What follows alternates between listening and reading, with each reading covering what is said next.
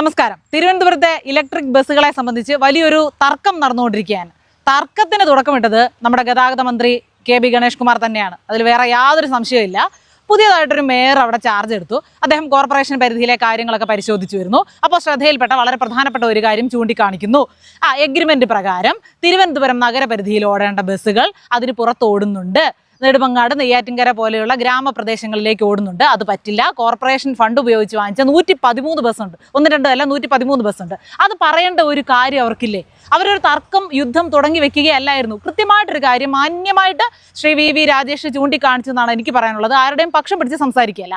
ഈ വിഷയം തുടങ്ങിയപ്പോഴേ എൻ്റെ വീഡിയോ കണ്ടവർക്കറിയാം, ഞാൻ കൃത്യമായിട്ട് പറഞ്ഞു, ഇതിന് മറുപടിയുമായിട്ട് ഗണേഷ് കുമാർ വരുമ്പോൾ പ്രധാനമായിട്ടും ജനങ്ങൾക്ക് മുന്നിൽ വെക്കാൻ പോകുന്ന കാര്യം, ഞങ്ങൾക്ക് നെടുമങ്ങാടും നെയ്യാറ്റിൻകരയും ഒക്കെയുള്ള ആളുകളെ കയറ്റാതിരിക്കാൻ പറ്റില്ല.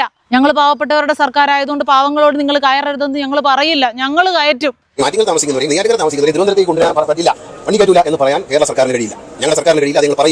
അതായത് ജനങ്ങൾക്ക് വേണ്ടിയാണ് ഞങ്ങളത് ചെയ്തത് എന്നുള്ള അതേ സാധനം തന്നെയാണ് കെ.ബി. ഗണേഷ് കുമാർ ഇറക്കിയിരിക്കുന്നത്. അത് മാത്രമല്ല, ഇയാളുടെ ഈ അഹന്ത നിറഞ്ഞ സംസാരത്തിലൂടെ ഞങ്ങൾ, നിങ്ങൾ, ഞങ്ങളുടേത്, നിങ്ങളുടേത്, ഇയാൾ ഒരു ഗതാഗത മന്ത്രിക്കെന്നല്ല, ഒരു രാഷ്ട്രീയക്കാരനോ ഒരു ജനപ്രതിനിധിക്കോ ഒട്ടും ഭൂഷണമല്ലാത്ത കാര്യമാണ് ഒരു വിഷയം വരുമ്പോൾ അതിനെ ഞങ്ങളുടേത്, നിങ്ങളുടേത് എന്ന് തിരിച്ച് സംസാരിക്കുന്നത്. നമ്മൾ എന്നുള്ള ഒരു വാക്ക് അദ്ദേഹത്തിൻ്റെ വായിൽ നിന്ന് വന്നിട്ടേയില്ല. പറഞ്ഞത് എന്താണെന്നറിയാമോ? എത്ര പക്വതയോട് കൂടിയുള്ള ഒരു മറുപടിയാണ് ഉത്തരവാദിത്തപ്പെട്ട വകുപ്പ് മന്ത്രി പറഞ്ഞതെന്ന് കേട്ടോ.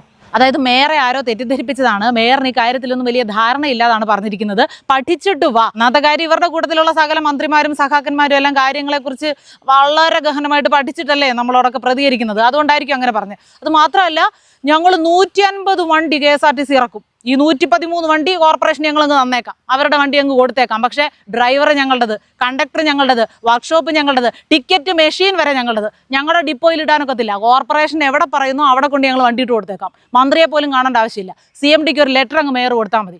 ഞങ്ങൾക്ക് ആവശ്യമില്ല. 150 വണ്ടി 24 മണിക്കൂറിനകം ഞങ്ങൾ ഇറക്കിയിരിക്കും. അപ്പോൾ സാമ്പത്തിക പ്രതിസന്ധി ഒന്നും നമുക്കില്ല. 4 മണിക്കൂറിനുള്ളിൽ ഈ 113 വണ്ടികളും കോർപ്പറേഷൻ തിരിച്ചു കൊടുത്തേക്കാം. കോർപ്പറേഷൻ അത് കൊണ്ടുപോയി അവർക്ക് ഇഷ്ടമുള്ള സ്ഥലത്ത് ഞങ്ങളുടെ ഡിപ്പോയിൽ ഇടാൻ. മത്സര ബുദ്ധി, രാഷ്ട്രീയ വിരോധം തീർക്കുകയാണ് ജനങ്ങളെ ബാധിക്കുന്ന ജനകീയമായിട്ടുള്ള ഒരു വിഷയത്തിൽ.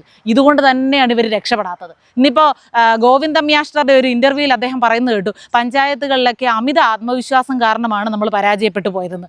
അമിത ആത്മവിശ്വാസത്തിൻ്റെ മറ്റൊരു രീതിയിലുള്ള പ്രകടനമാണ് ഇപ്പോൾ കെ.ബി. ഗണേഷ് കുമാർ നടത്തിക്കൊണ്ടിരിക്കുന്നത്. ഇവരുടെ കുഴിയ ഒടുക്കത്തെ തോണ്ടൽ ഇവർ തോണ്ടിക്കൊണ്ടിരിക്കുകയാണ്. അതിനോടൊപ്പം തന്നെ വളരെ കൃത്യമായിട്ട് ഉരുളക്കുപ്പേരി പോലെ മറുപടി പറയുന്ന, അതും പക്വതയോടുകൂടിയുള്ള യുക്തിയുള്ള മറുപടി പറയുന്ന ഒരു ജനപ്രതിനിധിയെ വി രാജേഷിൽ കണ്ടു എന്നുള്ളതും എനിക്ക് വളരെയധികം സന്തോഷമുള്ള ഒരു കാര്യമാണ് കേട്ടോ. ഈ പറയുന്നതിനെല്ലാം ഈ കെ.ബി. ഗണേഷ് കുമാർ പറയുകയാണ്, 10-28 ലക്ഷം രൂപയാണ് ചെലവ് ഈ വണ്ടിയുടെ ബാറ്ററിക്ക്. ഓരോ വർഷം കഴിയുമ്പോഴും 28-30 ലക്ഷം രൂപ ബാറ്ററിക്ക് ചിലവ്, വണ്ടിയുടെ മെയിൻ്റനൻസിന് ചിലവ് കൂടുതൽ. ഇതൊക്കെ KSRTC ആണ് നടത്തുന്നത്, കോർപ്പറേഷൻ അല്ല. അപ്പോൾ അതിന് വി രാജേഷ് കൊടുത്ത മറുപടി, വണ്ടി ഓടിയിട്ടല്ലേ, റോഡിൽ ഓടുന്ന വണ്ടിക്കല്ലേ മെയിൻ്റനൻസ് വരുന്നത്. AC ഷോറൂമിനകത്ത് കയറി അവിടെ നിർത്തിയിരിക്കുകയല്ലോ. ചുമ്മാ അല്ലല്ലോ, AC റൂമിൽ കയറ്റിയിട്ടല്ലോ മെയിൻ്റനൻസ് വരുന്നത്. റോഡിൽ ഓടിയിട്ടല്ലേ, റോഡിൽ ഓടുമ്പോൾ പണം വാങ്ങിക്കുന്നുണ്ടല്ലോ. വണ്ടി ഓടുമ്പോൾ കിട്ടുന്ന പൈസ എങ്ങോട്ടാണ് പോകുന്നത്? കോർപ്പറേഷനിലോട്ടാണോ? KSRTCയിലോട്ടല്ലേ വണ്ടി ഓടുന്ന ലാഭം പോകുന്നത്. അപ്പോൾ ഭയങ്കര നഷ്ടമാണെന്നാണ് ഗണേഷ് കുമാർ പറയുന്നത്. ജനങ്ങൾക്ക് വേണ്ടി പിന്നെ ത്യാഗം സഹിക്കുകയാണ്. പക്ഷേ കോർപ്പറേഷന് ഞങ്ങളെ തോൽപ്പിക്കാനൊന്നും പറ്റില്ല. വേറെ, അതായത് ജനങ്ങളുടെ ഒരു സെൻറ്റിമെൻ്റൽ ലെവലിലേക്ക് ആ ഒരു ലൈനാണ് ഗണേഷ് കുമാർ പിടിക്കുന്നത്. അതെപ്പോഴും അദ്ദേഹം അങ്ങനെ തന്നെയാണ്. അദ്ദേഹം പറയുന്നത്, ഇങ്ങനെയൊന്നും തിരുവനന്തപുരത്തിൻ്റെ ഉൾഗ്രാമങ്ങളിലോ അകത്തോട്ടുള്ള പ്രദേശങ്ങളിലോ ഒക്കെയുള്ള ആളുകളെ ബുദ്ധിമുട്ടിക്കാൻ ഞങ്ങൾ സമ്മതിക്കില്ല. ഞങ്ങൾ അവർക്ക് വേണ്ടി വണ്ടി ഇറക്കും. കോർപ്പറേഷൻ എടുത്തോട്ടെ. കോർപ്പറേഷൻ എന്തോ പുഴുങ്ങി തിന്നാനാണോ? അവർ വണ്ടി ഓടിക്കുക. വി രാജേഷ് പറഞ്ഞല്ലോ, കോർപ്പറേഷന് തന്നേക്കാം എന്ന് പറഞ്ഞപ്പോൾ കോർപ്പറേഷൻ്റെ പണി KSRTC നോക്കലല്ല. അതിനാണ് ഇവിടെ KSRTCക്ക് ഒരു ഡിപ്പാർട്ട്മെൻറ്റ് ഉണ്ടാക്കിയിരിക്കുന്നതും എണ്ണിയാ തീരാത്ത ജീവനക്കാരെ വെച്ചിരിക്കുന്നതും അവർക്ക് ശമ്പളം കൊടുക്കുന്നതും. കോർപ്പറേഷന് അതിന് പറ്റുകയില്ല, കോർപ്പറേഷന് അതിൻ്റെ ആവശ്യവും ഇല്ല. പക്ഷെ കോർപ്പറേഷൻ്റെ പരിധിയിൽ വരുന്ന ഒരു പ്രശ്നം ഒരു മേയർക്ക് ഉന്നയിച്ചുകൂടെ? ഒരു പ്രശ്നം ഉന്നയിക്കുമ്പോൾ പക്വതയോടുകൂടി ഒരു ജനപ്രതിനിധി, ഒരു ഉത്തരവാദിത്തപ്പെട്ട മന്ത്രി ഇങ്ങനെയാണ് മറുപടി കൊടുക്കേണ്ടത്. ഈ ഒരു മറുപടിയിൽ നിന്ന് തന്നെ ഇവരുടെയൊക്കെ നിലവാരം വ്യക്തമാകുന്നുണ്ട്, ഇവരുടെയൊക്കെ ഉദ്ദേശം എത്രയാണെന്ന് വ്യക്തമാകുന്നുണ്ട്. ഇപ്പോൾ ഇവരുടെ പാർട്ടിയാണ് ഇത്രയും നാളും കോർപ്പറേഷൻ ഭരിച്ചുകൊണ്ടിരുന്നത്. ഇവരുടെ പാർട്ടിയിൽപ്പെട്ട ഏതെങ്കിലും ഒരാൾ ഈ ഒരു വിഷയം നേരത്തെ മുന്നിൽ കൊണ്ടുവന്നിട്ടുണ്ടോ? ഇത്രയും വർഷത്തിനിടയ്ക്ക് ഇപ്പോൾ ഗണേഷ് കുമാർ കയറിയിട്ട് 2 വർഷമായെന്ന് പറയുന്നു. KSRTCയെ വലിയ രീതിയിൽ അങ്ങ് രക്ഷപ്പെടുത്തിയെന്നും പറയുന്നുണ്ട്. ഇതിനിടയ്ക്ക് KSRTC ഡിപ്പാർട്ട്മെൻറ്റിൽ വരുന്ന ഇത്തരം എന്തെങ്കിലും ഒരു അപാകത ആരെങ്കിലും ചൂണ്ടിക്കാണിച്ചിട്ടുണ്ടോ? ചൂണ്ടിക്കാണിക്കുമോ? ഇല്ല. അപ്പോൾ പ്രതിപക്ഷ പാർട്ടിയിൽപ്പെട്ട ഒരാൾ വന്നപ്പോൾ ഇങ്ങനെ ഒരു പ്രശ്നമുണ്ട്, അത് മാന്യമായിട്ടല്ലേ അദ്ദേഹം സംസാരിച്ചത്? ആ കരാർ കയ്യിൽ വെച്ചുകൊണ്ടാണ് സംസാരിക്കുന്നത്. ഒരു കരാർ ഉണ്ട് എന്നാണ് അവർ സമ്മതിക്കുന്നതെങ്കിൽ ഈ കരാറിലെ വ്യവസ്ഥകൾ പാലിക്കുന്നുണ്ടോ ഇല്ലേ എന്ന് പറയണം. ഒപ്പുവെച്ച കരാറിനെ കുറിച്ച് സംസാരിക്കുമ്പോൾ അങ്ങോട്ടും ഇങ്ങോട്ടും മാറി നിന്ന് കൊഞ്ഞനം കുത്തുകയല്ല ഒരു മന്ത്രിയുടെ ഉത്തരവാദിത്തം. ഇതിപ്പോൾ റോഡിൽ കൂടെ പോകുന്ന ഇതിനെക്കുറിച്ച് ഒന്നും അറിയാൻ വയ്യാത്ത ഒരു വിവരദോഷി എങ്ങനെ പ്രതികരിക്കും? ആ രീതിയിലാണ് മന്ത്രി ഇപ്പോൾ പ്രതികരിച്ചിരിക്കുന്നത്. ഡ്രൈവർ ഞങ്ങളതാണ്, കണ്ടക്ടർ ഞങ്ങളാണ്, ടിക്കറ്റ് മെഷീൻ ഞങ്ങളതാണ്, വർക്ക്ഷോപ്പ് ഞങ്ങളതാണ്, എല്ലാം ഞങ്ങളാണ്. ഞങ്ങൾ വേറെ വണ്ടി ഇറക്കും. അപ്പോൾ വലിയ ഹീറോയിസം ആണെന്ന് കെ പി ഗണേഷ് കുമാർ കരുതുന്നുണ്ടെങ്കിൽ അതിന് അത്രത്തോളം നിലവാരമേ ഉള്ളൂ എന്ന് ജനങ്ങൾ തിരിച്ചറിയുന്നുണ്ട്. എപ്പോഴും KSRTCയെ പുകഴ്ത്തി പറയാൻ മാത്രമേ കെ പി ഗണേഷ് കുമാറിന് സമയമുള്ളൂ. ശബരിമല സീസണിലൊക്കെ തീർത്ഥാടകരെ കൊള്ളയടിക്കുന്ന കാര്യം നമുക്ക് എല്ലാവർക്കും അറിയാം. ആ KSRTC ജീവനക്കാരെ, സാധാരണക്കാരായ ജീവനക്കാരെ ഇട്ട് പെടാപ്പാട് പെടുത്തുന്നത് അറിയാം. ജനങ്ങളുടെ മുന്നിൽ ഇങ്ങനെ ഒരു ഹീറോ കളിക്കാനല്ലാതെ, ഒരു സിനിമാ നടൻ സിനിമയിൽ അഭിനയിക്കുന്നത് പോലെ ജനങ്ങൾക്ക് മുന്നിൽ അഭിനയിക്കാനല്ലാതെ എന്ത് പ്രസക്തമായിട്ടുള്ള മാറ്റമാണ് KSRTCയിൽ വരുത്തിയിട്ടുള്ളത്? ഇപ്പോഴും നിന്ന് പറയുന്നത് നഷ്ടമാണെന്നാണ്. ജനങ്ങൾക്ക് വേണ്ടി ഇത്രയും ത്യാഗം നിങ്ങളെങ്കിൽ സഹിക്കണ്ട.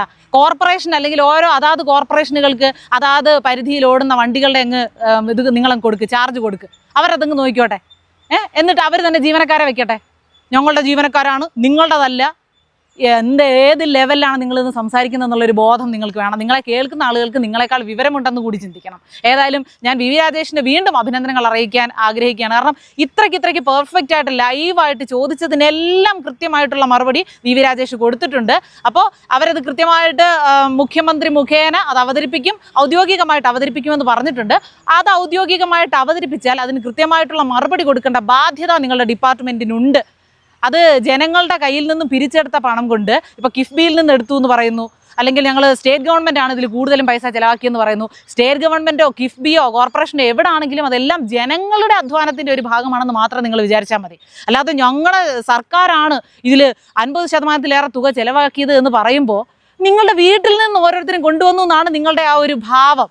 അതല്ല സത്യമെന്ന് മനസ്സിലാക്കുക. ഇനിയെങ്കിലും ഈ അഹന്ത തലക്കനം അതല്പം കുറയ്ക്കാൻ പറ്റുമെങ്കിൽ കുറയ്ക്കുക.